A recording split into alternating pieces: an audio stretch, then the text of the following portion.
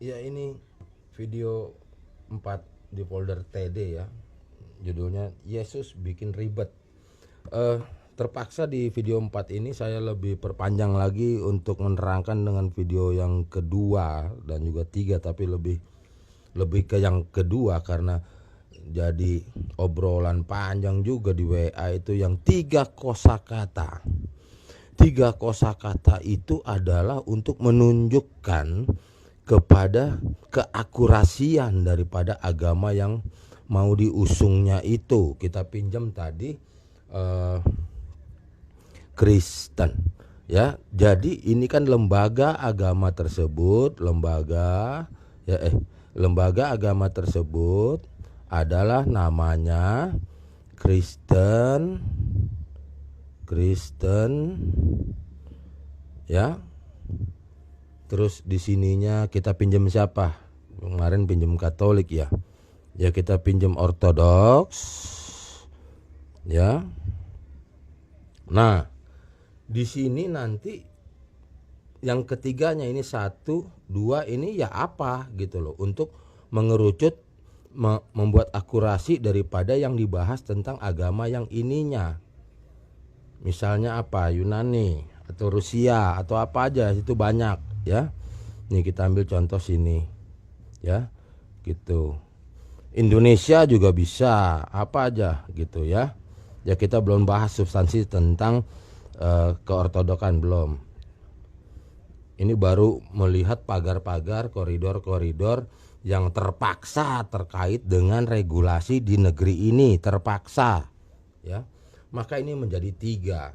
Nah, kalau sudah dirangkai sebuah judul daripada lembaga tersebut, maka ini sudah terkunci untuk orang yang saling klaim, saling ngaku-ngaku, saling segala hal. Nah, ya, ini tahan dulu. Ini idealnya atau bahkan memang ini udah standar internasionalnya, rangkaian 3 kosakata menjadi 1 kalimat untuk merujuk, untuk menunjuk, untuk menandai, untuk menciri khaskan sesuatu, termasuk nama orang per orang pun begitu. Standar internasional. Sempat saya buktikan kan bahwa di imigrasi itu lebih bukan lebih, sebetulnya udah kayak syarat kok ya.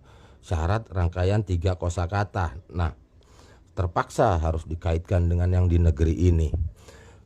Departemen Agama Depak ya, Departemen Agama atau sekarang Mendak ya, Kemendak gitu ya, ya begitu dah ya, Kemenak ya, apalah ya. Nah, di sini waktu berdirinya negeri ini atau waktu yang kita istilahkan zaman Orba itu hanya 4. Di bawah Kementerian Agama itu ada namanya Direktur Jenderal Bimas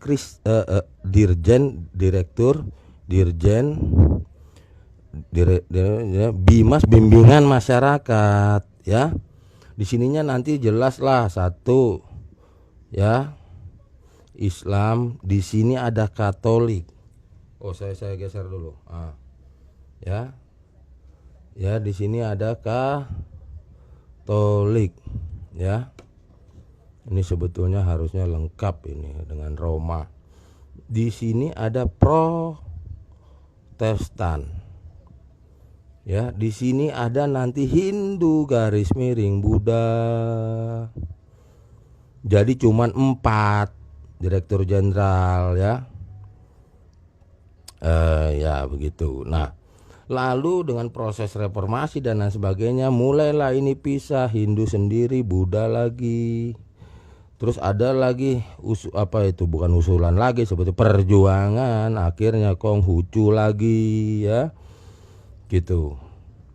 Nah, terus juga sekarang ada yang DLL itulah ya, atau yang diistilahkan meskipun salah terpaksa lagi pinjam ya, kepercayaan, keyakinan begitu ya.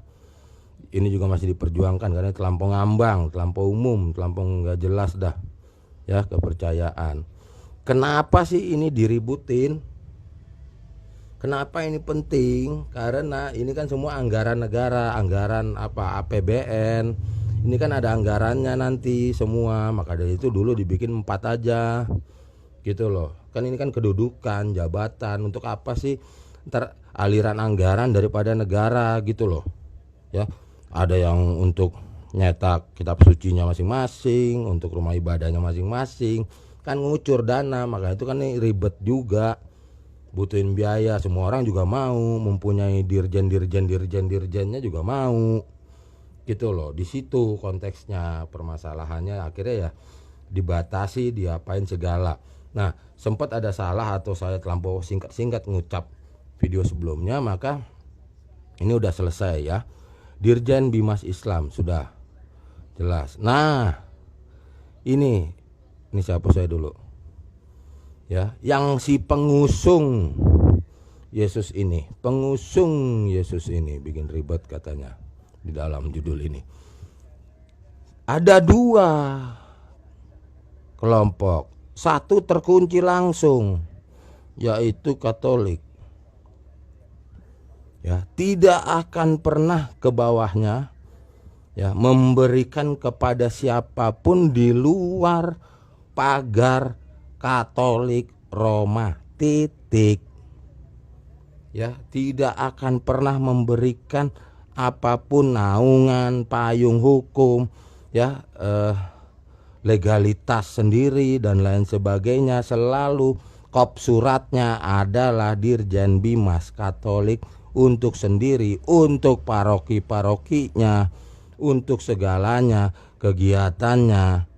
Meskipun dia ngusung sama Yesus nanti di sini ya, 1, 2. Nah, inilah payungnya di luar Katolik ya, pengusung Yesus ini. Kenapa sih begini? Karena kalau mau detail lagi, di dalam Departemen Agama atau Kementerian Agama itu pengusulan pengajuan daripada suatu agama untuk kehadirannya di negeri ini secara legal, itu ibaratnya mesti ada syarat-syarat, mesti ngisi formulir seperti ditanya nama agamanya apa, sudah ada belum sini, belum, oke isi, kitab sucinya pakai apa, nabinya apa, doktrinnya kayak apa segala gitu. Jadi tidak mudah untuk yang sekarang sudah ada 6 dirjen ya, sudah ada 6 nih, awal 4 jadi 6 ya. Konghucu tuh kemarin tuh perjuangannya hebat ya, akhirnya kan ada dirjennya, ada anggarannya, biaya keluar dari negara untuk operasional agama yang resmi tersebut. Artinya resmi, bukan resmi di dunia, di sini aja gitu loh. Jadi jangan ngomong kalau di luar ini itu bukan apa segala ya, jangan gitu. Lampau dangkal picik on. Ini karena regulasinya demikian di negeri ini. Maka kembali lagi sini, pengusung ini ternyata ada 2 kubu, 2 koridor, 2 tempat, 2 naungan. Katolik, Kristen, Katolik, Roma. Wah, 3 tuh benar. Katolik, Kristen, Katolik, Roma, 3. Ngunci udah, kelar. Selesai. Tidak mau terima apapun, menaungi apapun yang nanti diistilahkan dengan sinode. Tahu saya nanti ada PGI, ada KWI, apa tahu semuanya saya. Ya. Gitu loh. Jadi kalau mau debat, kalau mau bantah yang tidak jelas gitu, ya. Baru kita diskusikan, oke? Selesai dulu di sini. Maka dia tidak akan pernah mau menaungi Eastern Katolik, Oriental Katolik, atau Katolik karismatik dan lain sebagainya. Bukan berarti ilegal di bumi ini kehadirannya, bukan berarti dia belum tentu, enggak. Ini masalah administrasi negeri ini, oke? Nah, pengusung Yesus sama. Ada lagi pengusung Yesus yang lain, ya itu, ya ini kuat. Protestan dari zaman penjajahan, ya banyak sekali yayasan, foundation, lembaga keagamaan Kristen Protestan yang serah terima dari orang-orang Jerman dan orang Belanda. Ingat dulu zaman penjajahan itu Belanda tidak begitu kental untuk membawakan suatu agama. Itu malah penginjilan itu malah dari negeri lain ya, dari Jerman lebih banyak gitu. Meski ada Belanda ada, tapi tidak terlampau semangat untuk misionarisnya, tidak ya. Itu malah dari negara lain gitu ya. Itu kita bahas nanti lah, itu masalah sejarah penjajahan nanti lain. Nah, di sini terkuncinya adalah Kristen, Protestan. Udah selesai, 2 kosakata, nggak bisa ngomong lagi gitu. Dan juga dia tidak sistem hierarkis, tidak bisa tidak bisa diajak bicara secara pucuk pimpinan karena dia kecil-kecil. Nah, disinilah nanti ada istilah sinode ya. Jadi naungan Dirjen Bimas Kristen Protestan bagi yang mengusung Yesus ini di dalam kriteria agamanya, maka nanti diberikanlah payung-payung itu, sinode ya, secara administrasi di atas kertas, di atas kop surat, dalam izin kegiatan, izin keramaian, izin segala, namanya Kristen Protestan. Siapakah dia? Siapakah mereka? Ntar dulu, miring dah nih, mentok ini soalnya. Siapakah ini? Sebutkan segalanya yang menggunakan nama Kristen atau menggunakan ini, nggak peduli mau ini dikata Tuhan, kata Nabi, kata orang biasa, rabi, orang hebat, orang keblinger. Yang penting kayak gini-gini termasuk kitabnya. Meskipun nanti ada sandingan kitab kedua bagi si kelompok agama tersebut, kitab ketiga, kitab ke-10, Sabodo Teing. Intinya minta izin ke negeri ini di bawah naungan ini, titik. Siapa mau bantah? Artinya kenapa? Sebut siapa saja. Protestan, ya. Siapa yang dikenal? GKI, HKBP, GEMIM, GPIB dan lain sebagainya. Ya, itu disilahkanlah, sudah bisa masuk di. Saya tidak bilang Protestan tua, tapi Protestan lama di negeri ini, karena nanti tua beda. Itu ada lagi, itu sangat berbeda tentang ritualnya. Jadi itulah sinode. Dulu pun terbatas dan sulit sekali zaman Pak Harto Orba. Sekarang udah terbuka, ibarat kata udah bisa 1001 macam di bawah Protestan. Dirjen Bimas Protestan. Sebut siapapun dia, Saksi Yehova di sini, Mormon di sini, Ortodoks di sini, Anglikan di sini. Gitu loh.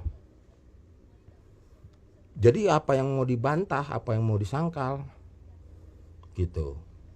Segala izinnya begitu. Saya tidak bicara dunia internasional dulu. Selesaikan dulu supaya tahu, paham kedudukan sebuah komunitas, sebuah lembaga di negeri ini. Demikian bentuknya. Ya. Jadi sangat jelas ya bahwa segalanya itu di bawah naungan ini.